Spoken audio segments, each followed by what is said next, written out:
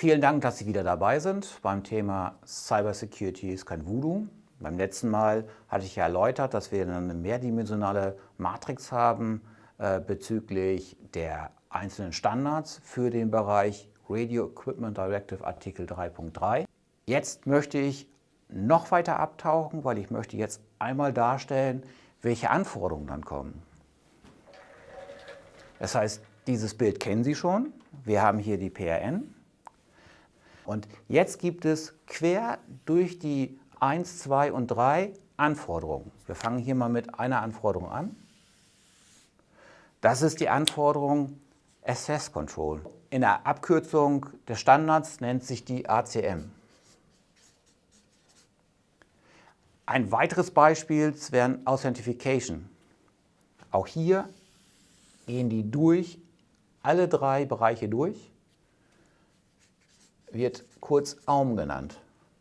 Dann gibt es noch die Security Updates, die Security Storage, Deletion, User Notification bis hin zur Kryptographie. Also es geht hier weiter, es gibt hier 15 Bereiche bis zur Kryptographie, wo wir dann eben in den Standards, und zwar für Netze, für personenbezogene Daten und für Finanzdaten, die richtigen Anforderungen für das Produkt raussuchen müssen.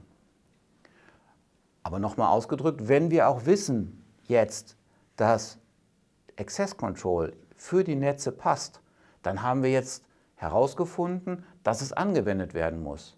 Wir wissen es immer noch nicht, was für Test Cases da sind. Und dazu brauchen wir jetzt die 303645 und die 62443.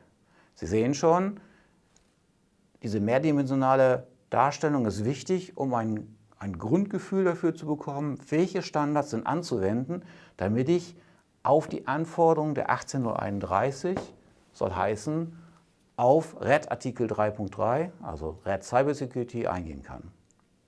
Das ist das, was wir beim nächsten Mal unternehmen. Das heißt, wir gehen in den Bereich Access Control, picken uns die Netze heraus und betrachten dann über sogenannte Decision Trees, ob es anwendbar ist, ja oder nein.